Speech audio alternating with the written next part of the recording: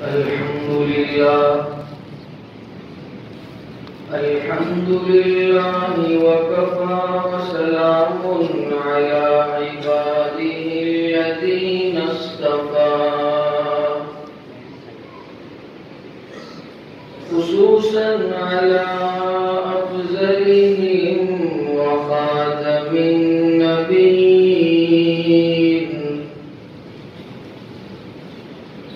محمد الأمين وعلى آله وصحبه أجمعين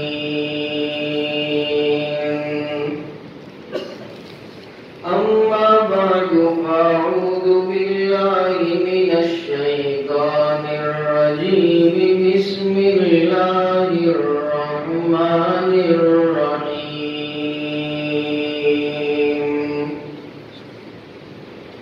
تلك الرسل فضلنا بعضهم على بعض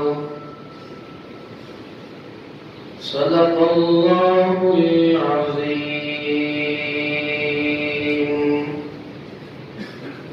اللهم صل على سيدنا محمد وعلى آل سيدنا محمد وبارك وسلم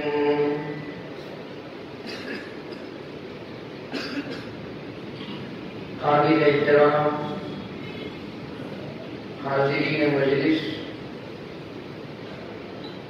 کلام اللہ رب العزت نے مسلمانوں کے لیے بطور دستور کے سرکار دو عالم صلی اللہ علیہ وسلم پر نازل فرمایا۔ قرآن کریم دستور زندگی ہے۔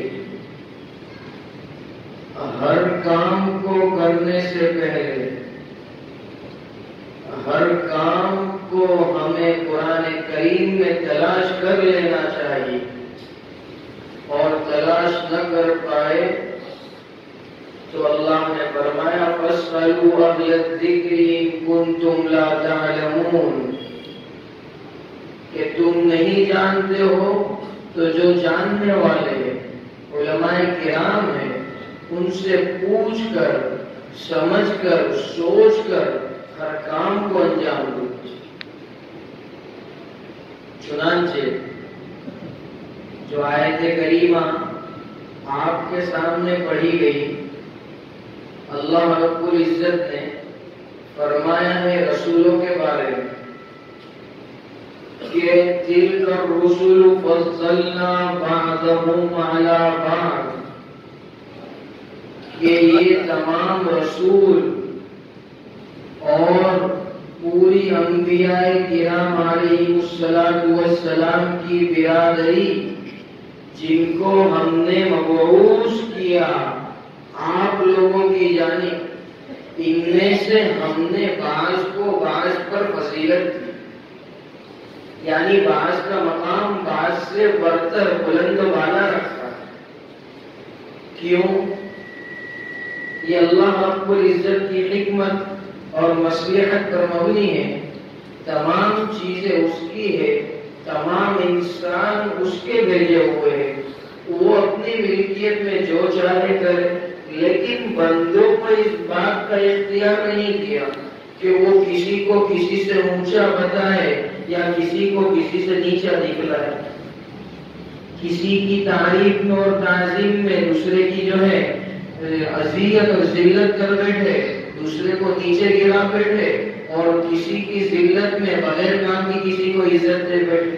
یہ اللہ کا کام ہے، ہمارا کام ہے۔ چنانچہ اب نبیوں کا سلسلہ تو رہا نہیں، تو اب کس کی مان کر اور کس کی سن کر چلیں گے ہم؟ تو فرمایا نبی کریم صلی اللہ علیہ وسلم نے کہ انما العلماء ورثۃ الانبیاء، کہ علماء انبیاء کے وارث، انبیاء کرام کا زمانہ جاتا رہا، اب ان کے وارثین کی مان کر چلنا ہے۔ اور وارثین کیسے ہوں؟ قرآن نے بھی اس کی وضاحت کی ہے۔ 11ویں پارے کے اندر بڑی اچھی بات بیان فرمائی اللہ رب العزت نے۔ کیا فرمایا؟ یا ایھا الذین آمنوا، اے ایمان والو، اتقوا اللہ، تقوی اختیار کرو۔ تقوی سب سے بڑی چیز ہے۔ تقوی جس کی زندگی میں آ گیا، بس پھر اسے کوئی کسی طرح کا خوف اور کسی طرح کا غم نہیں ہوگا کل قیامت کے۔ آگے فرمائیں وَكُونُوا مَعَ الصَّادِقِينَ، سچوں کے ساتھ رہو، اچھوں کی صحبت اختیار کرو۔ قرآن کی تعلیم۔ اب یہاں پر سچوں سے مراد کون ہے؟ وہ ہے کہ جس نے ٹوپی پہن لی، داڑھی رکھ لی، کفنی پائجامہ پہن لیا، نہیں۔ سچوں سے مراد یہاں پر، اب ہم نے جان لیا سچے کون ہیں، اس کو سمجھنا ہے تو ہمیں علماء کرام کی تفسیر میں جانا پڑے، یا ملاقات کر کے حضرت میں آپ کا تھوڑا وقت چاہتا ہوں، کیوں؟ میں قرآن کو سمجھنا چاہتا ہوں، تو جو وقت ہے اس میں جا کر ہمیں قرآن کو سمجھنا پڑے گا۔ خلاصہ یہ نکلا کہ علماء کی ماتحتی میں رہ کر، اہل اللہ کی سرپرستی میں رہ کر اگر ہم اپنے ایمان پر عمل کریں گے، اپنے اسلام کو بنائیں گے، تب جا کر ایمان ایمان بنے گا اور اسلام اسلام کہلانے کے لائق بنے گا۔ چنانچہ ہر یہ کر رہا تھا کونوا مع الصادقین، کہ سچوں کے ساتھ رہو۔ تو سچوں سے مراد کون لوگ ہیں؟ تو بعض مفسرین نے فرمایا ہے صادقین ای هم المفلحون و ای هم المتقون۔ صادقین سے مراد کامیاب لوگ ہیں، فلاح پانے والے لوگ ہیں۔ اس لیے کہتا ہے نا موذن بھی حی علی الصلاۃ حی علی الفلاح، اور کامیابی کی طرف، نماز کی طرف چلے آؤ، یہی فلاح ہے۔ هم المفلحون و ای هم المتقون، یعنی صادقین سے مراد یہاں پر متقین لوگ ہیں، یعنی تقوی اور پرہیزگاری اختیار کرنے والے لوگ۔ تو وہ کون ہے پھر؟ متقی کی ڈیفینیشن کیا ہے، اس کی تعریف کیا ہے، اس کی پہچان کیا ہے؟ تو اس کی صاحب جلالین، یہ کتاب کا نام ہے جو کہ تفسیر کی کتاب ہے، بڑی عمدہ کتاب ہے، اور اس کے لکھنے والے مسلک شافعیہ سے تعلق رکھتے ہیں۔ انہوں نے بڑی جامع اور بڑی کامل اور بڑی بہترین تعریف بیان فرمائی تقوی۔ فرماتے ہیں تقوی کا نام ہے امتثال الاوامر واجتناب النواہی، یعنی جو کام اللہ رب العزت نے تم پر ڈال دیے ہیں، جن کاموں کو کرنے کا کہا ہے ان کاموں کو کر گزرنا، اور جن کاموں سے بچنے کا کہا ہے ان کاموں سے بچ جانا، بس یہی تقوی کی تعریف ہے۔ اور تقوی کی آخری حد کیا ہے؟ تم آگے بڑھتے چلے جاؤ، اللہ تمہارے مقامات تقوی کے اعتبار سے طے کرتا چلا جائے گا، اس کی کوئی لمٹ نہیں۔ کوئی نبی کے تقوی تک پہنچ سکتا ہے تو ہر تقوی نبی سے نیچے ہی ہوتا ہے، اور کوئی نبی کے مرتبے کو پہنچ نہیں سکتا، لیکن انسان حتی الامکان چاہے اتنی من پڑتی کوشش کرتا رہے، اللہ اس کے درجات اور اس کے مقامات کو بلند کرتا رہے۔ چنانچہ ایک تو مفسرین کا گروہ یہ کہتا ہے اَیُّهُمُ الْمُفْلِحُونَ وَأَیُّهُمُ الْمُتَّقُونَ، اور اسی آیت کے متعلق خطیب بغداد علامہ سید محمود آلوسی رحمہ اللہ صاحب روح المعانی فرماتے ہیں یہاں پر الصادقین فی الاقوال والصادقین فی الاعمال اور الصادقین فی الاحوال، یہ تین چیزوں کا مجموعہ جس کے اندر ہو وہ لوگ پڑا، یعنی کہ ایسے آدمی کی صحبت میں رہو، ایسے شخص کو اپنا جو ہے مشیر بناؤ، ایسے شخص کو اپنی تمام چیزوں کے بارے میں پوچھنے کا حقدار سمجھو، ایسے آدمی کے ہاتھ میں اپنا ہاتھ دو کہ جس کے اندر یہ تینوں چیزیں موجود ہیں، یعنی وہ اپنی باتوں میں، اپنے اقوال میں، اپنی باتوں میں، اپنے احوال میں یعنی اپنے حال چال میں، لوگوں کے ساتھ لین دین میں اور اپنے اعمال میں یکساں ہو، سچا ہو، دھوکہ دھڑی اور دغا بازی کرنے والا نہ ہو. تو تینوں چیزیں جب ایک انسان میں جمع ہو جائے، اور اس پر دو چیز اور کہی کہ صرف جلوت میں ہو تینوں چیزیں اور خلوت میں نہ ہو، اس کا کوئی فائدہ نہیں. اور خلوت میں ہو اور جلوت میں، اس کا بھی کوئی فائدہ نہیں. خلوت میں بھی یہی حال ہو اور جلوت میں بھی یہی حال ہو، اکیلے میں بھی یہی حال ہو اور تنہائی میں بھی یہی حال ہو. ایسے لوگوں سے مشورہ کرنا ہے، ایسے لوگوں کی سرپرستی اور ماتحتی میں رہنا ہے، تب جا کر انسان بنتا ہے. اور یہ کون لوگ؟ یہ عبداللہ ہے، ہمارا اکابرین ہے. اسلاف کے واقعات پڑھیے کہ اللہ والوں سے کیا ملا ہے. اس لیے شاعر نے کہا ہے، نگاہ ولی میں وہ تاثیر دیکھی اور بدلتی ہزاروں کی تقدیر دیکھی. کہ علماء کیا ہے، یا اللہ کی قدر و قیمت کیا ہے، ہم کچھ نہیں جانتے. ہم نے ان سے واسطہ ہی نہیں رکھا ہے، ان سے کسی طرح کا کوئی تعلق ہی نہیں رکھا ہے. ان سے ہمیشہ ہم ہٹ کر چلے. ہم نے اپنے آپ کو مفتی بنا رکھا ہے. ہم اپنے آپ سے فیصلہ کرتے ہیں اپنے معاملات کا. ہم شریعت کے خلاف بھی عمل کرے اور کوئی جاننے والے نے ہمیں ٹوک دیا، ہمیں غصہ آ جاتا ہے. وہ اس کے جیب سے نہیں ٹوکتا ہے، وہ قرآن کی روشنی میں ٹوکتا ہے، حدیث کی روشنی میں ٹوکتا ہے، سرکار کی تعلیمات کی روشنی میں ٹوکتا ہے. اس کا کیا ہے؟ وہ تو بتائے گا اگر تم نے عمل کیا اسے ثواب ملے گا، اگر تم نے عمل نہیں بھی کیا تب بھی اسے ثواب ملے گا. کہ اس نے نبی کی بات تو پہنچائی، قرآن کا پیغام تو پہنچایا، سرکار کی تعلیمات کو تو اس نے پہنچایا. بس کہنے کا حاصل یہی ہے کہ علماء کی ماتحتی، اہل اللہ کی سرپرستی، اگر ایک ایمان کو کامل ایمان والا بننا ہے اور ایک مسلمان کو سچا اور پکا مسلمان بننا ہے، ضروری ہے، لازم ہے. چنانچہ حضرت قاری رشید احمد اجمیری صاحب دامت برکاتہم العالیہ بڑی اچھی ایک واقعہ سنا رہے تھے کہ علماء کیا ہے، ان کے در پر پڑ جانے سے اور ان کے یہاں اپنی اصلاح کرانے سے کیا ملتا ہے.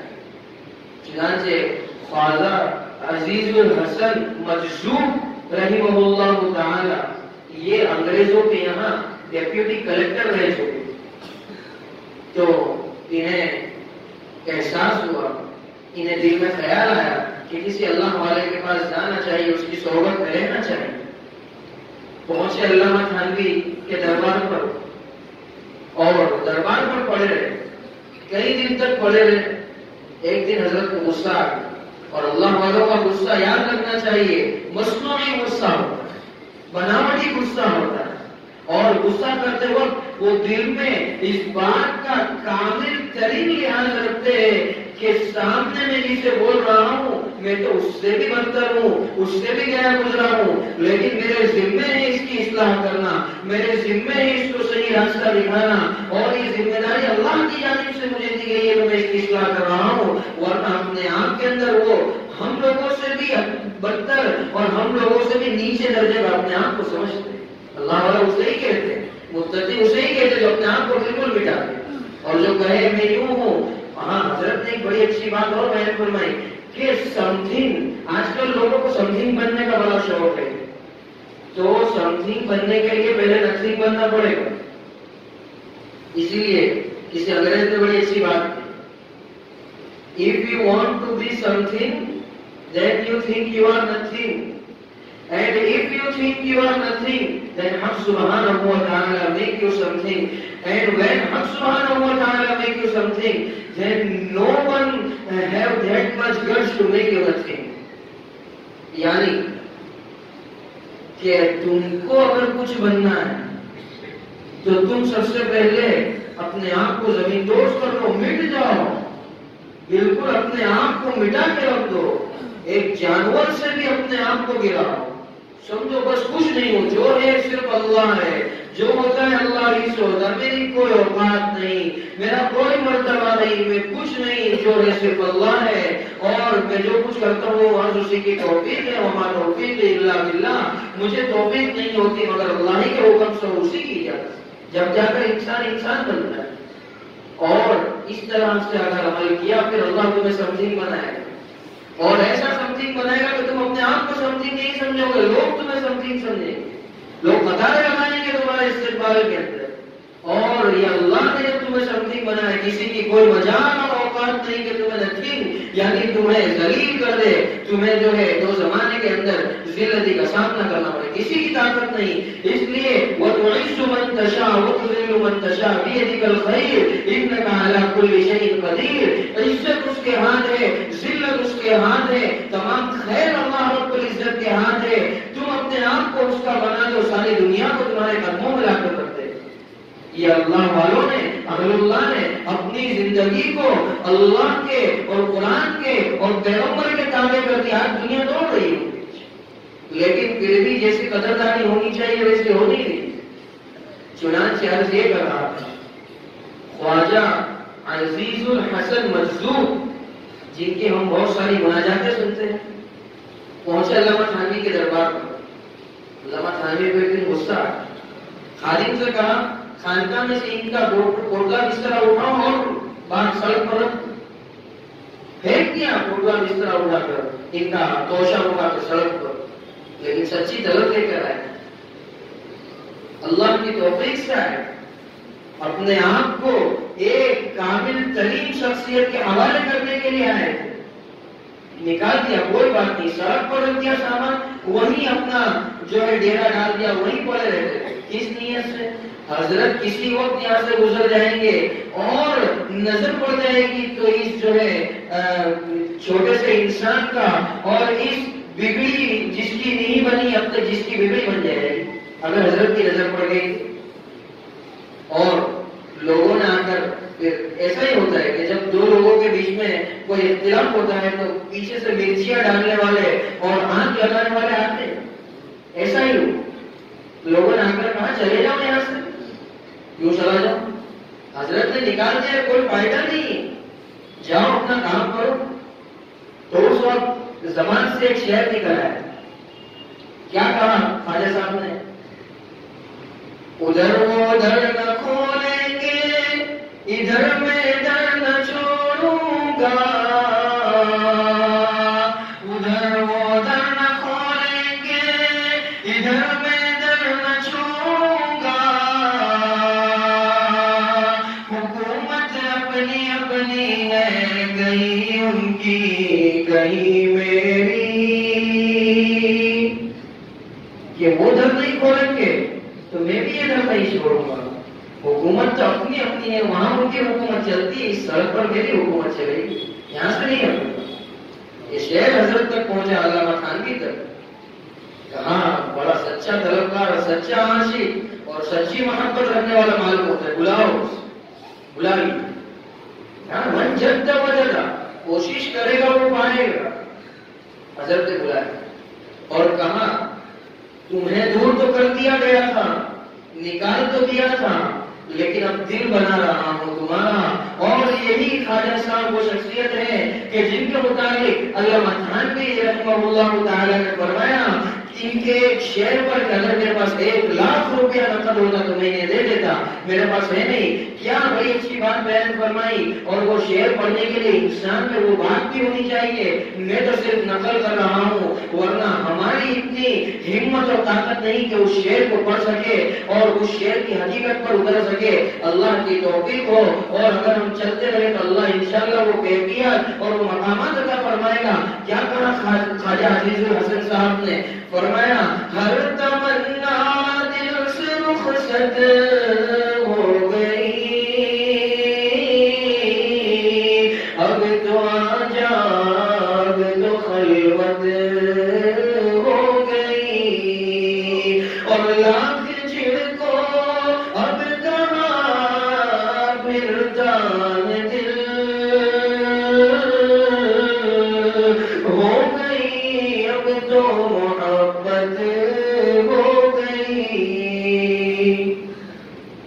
یہ کیفیت تھی ان کے دل سے سب کچھ نکال دیا، صرف اللہ کو بسایا۔ اور یہ کیسے بسا؟ اللہ والے کے دربار کو پکڑا۔ ہم اپنی کوئی لاگت لگانا چاہتے ہیں، دنیا کے اندر کوئی کام نکالنا چاہتے ہیں، پولیس انسپیکٹر کے پاس، کوئی سرکاری ادھیکاری کے پاس کیا کرتے؟ اس کے چہرے چپاٹوں کو پکڑتے، اس کے ارد گرد گھومنے والوں کو، ٹپوریوں کو پکڑتے، بھائی تھوڑی بڑی سفارش کرتے ہیں، تب جا کر کام ہوتا ہے۔ ان کے خاص لوگوں کو پکڑتے تب جا کر کام ہوتا ہے. تو اللہ کے یہ خاص بندے ہیں، نیک بندے ہیں، اللہ کے چنندہ بندے ہیں، اللہ نے ان کو مخصوص کیا ہے. یہ وہ بندے ہیں. اور کیسے مخصوص کیا ہے؟ ان میں طلب تھی، بے طلبوں کو اللہ نہیں دیتا. إِنَّكَ لَا تَهْدِي مَنْ أَحْبَبْتَ وَلَكِنَّ اللَّهَ يَهْدِي مَن يَشَاءُ. اللہ انہی کو ہدایت دیتا ہے کہ جس کو اللہ چاہتا ہے. اللہ اسی کو ہدایت دیتا ہے جو ہدایت کا طلبگار ہو. اس کو ہدایت نہیں دے گا ہے محمد عربی جس کو تم چاہتے ہو. ہدایت دینا ہمارا کام ہے. إِنَّكَ لَا تَهْدِي مَنْ أَحْبَبْتَ وَلَكِنَّ اللَّهَ يَهْدِي مَن يَشَاءُ. طلبگاروں کو ہدایت ملتی ہے. آپ جس سے محبت کرو اس سے ہدایت نہیں ملتی. کہ اہل اللہ انہوں نے اللہ کی خوشنودی کو، رضامندی ربانی کو طلب کیا، تب جا کر اللہ نے اپنا چنندہ بندہ بنایا. ایسے ہی نہیں بنتے یہ لوگ اللہ کے مخصوص بندے. محنتیں کی ہیں، راتوں کو گر گیا ہے اللہ کے سامنے. یہ تو تعریفات ہو گئی علماء کرام اور ان کا مرتبہ ہو گیا. ان کی صحبت میں رہنے کا فائدہ بھی ہم نے ایک واقعے سے سن لیا. آگے جب صحبت اختیار کر لی اس کے بعد اللہ رب العزت نے نبی کریم صلی اللہ علیہ وسلم کی زبان مبارک سے ایک بڑی عمدہ، بڑی بہترین تعلیم عطا کہ تم کسی شیخ سے بیٹھ ہو، کسی اللہ والے سے تعلق اور محبت ہے، ہونی چاہیے، بہت اچھی بات. لیکن اس کی محبت میں کسی دوسرے کی تذلیل نہ کر بیٹھ، کسی کی تحقیر اور تنقیص اور تسخیر نہ کر بیٹھ. ان کا اپنے شیخ کے ساتھ ساتھ دوسرے مشائخ، دوسرے علماء کا بھی ادب ملحوظ رہے. یہی تعلیم دی ہے تلک الرسل فضلنا بعضهم علی بعض. کس کے کیا مقامات ہیں یہ ہم اپنی نظروں سے نہیں دیکھ سکتے. کل قیامت کے دن حشر کے میدان میں کیا ہوگا، کس کا کیا مقام ہے اللہ رب العزت کے یہاں، کس کی توحید کے اندر کتنی قوت ہے. اس لیے بڑا تاریخی شعر ہے علامہ کا. کیا کہتے ہیں علامہ؟ توحید تو یہ ہے کہ خدا حشر میں کہتے بندہ دو عالم سے خفا میرے لیے. توحید اس کا نام ہے کہ اللہ کے بندے کے لیے کہ خالص اگر توحید کے اوپر گامزن تھا تو میرے لیے تھا اور دو عالم سے خفا تھا. یہ اللہ کا کام ہے مراتب کا اور درجے بندی کا کرنا، ہمارا کام نہیں. آج کل بڑی عام بیماری پھیلی جا رہی ہے. میں اس سے بیعت ہوں، میں اس کا ماننے والا ہوں، بس دوسرے سب کچھ نہیں. جو ہے صرف ہم ہی ہیں. بس ہم اچھے، ہمارے جو ہے بھائی اچھے جو ان سے بیعت ہیں اور ہمارے شیخ اچھے، باقی سب تو کیا کچھ نہیں، ہم نہیں مانتے ہوں. مراتب کا طے کرنا اللہ رب العزت کے یہاں ہے. اللہ کو اس کا حق ہے، ہمیں کوئی حق نہیں. سب قابل تعریف ہے.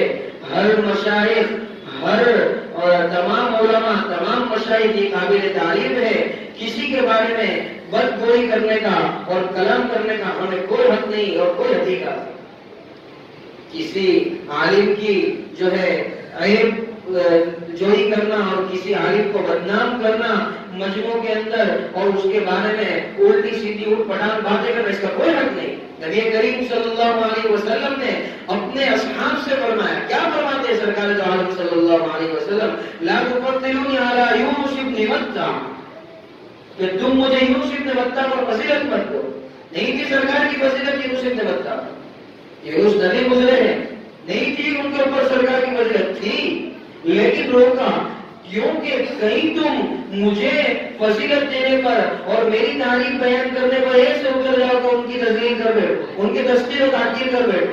اور تاریخ گواہ ہے اور زمانہ گواہ ہے، قرآن گواہ ہے، احادیث گواہ ہے کہ کبھی کسی نبی نے کسی دوسرے نبی کی تذکیر و تحقیر اور تذلیل نہیں، ایب جو نہیں کہ کبھی کسی نبی نے دوسرے نبی، اور کبھی کسی صحابی سے یہ بات منقول نہیں. کسی صحابی کا کوئی واقعہ نہیں ملے گا کہ اس نے سرکار دو عالم صلی اللہ علیہ وسلم سے پہلے نبی جتنے آنے والے تھے ان میں سے کسی کی تذلیل کی ہو، کسی کو حقیر جانا. ارے ہمارا تو ایمان ہی ہے کہ تمام نبیوں پر ایمان لانا پڑے گا، تب جا کر ایمان بنے گا، اسلام بنے گا. تمام نبیوں کو جن کو ہم جانتے اور جن کو نہیں جانتے سب پر ایمان لانا ضروری ہے. تب جا کر تم کامل طور پر ایمان میں داخل ہو، ورنہ ایمان مکمل نہیں ہو سکتا۔ یہ ایمان کی تعلیمات ہے۔ تو اسی طرح سے جب انبیاء کا یہ معاملہ ہے اور انبیاء کے ساتھ اصحاب نوح کا یہ معاملہ ہے، تو یہ علماء ہے، علماء کا آپس میں یہی معاملہ ہو، یہ ایک برادری ہے، یہ ایک جو ہے وادی کے لوگ ہیں، یہ ایک کشتی کے سوار ہے، یہ ایک مرتبے کے لوگ ہیں ہماری نظروں کے اندر، ان کو برابر سے دعاؤں کی درخواست کرتے رہنا چاہیے، برابر سے ان کی عزت اور ادب ملحوظ رکھنا چاہیے۔ اور متوسلین کا بھی یہی ہے، اصحاب سے اسی طرح سے متوسلین ہیں، ان کو بھی یہی طریقہ اختیار کرنا چاہیے، سب کا ادب ملحوظ رہے، سب کو برابری کا درجہ ملے، بس یہی دل کا رسل فضلنا بعضهم علی بعض کی تعلیمات ہے۔ ورنہ تو اگر اس پر عمل نہیں ہوا، قرآن پر عمل نہیں ہوا، علماء کرام کی صحبت کے اندر اگر ہم نے اپنے آپ کو نہیں لگایا تو پھر خسارہ ہی ہے اور ناکامیابی ہمارے قدم چومے گی۔ اللہ رب العزت کہنے سننے سے زیادہ قرآن کریم کا صحیح فہم نصیب فرمائے اور عمل درآمد ہونے کی توفیق عطا فرمائے۔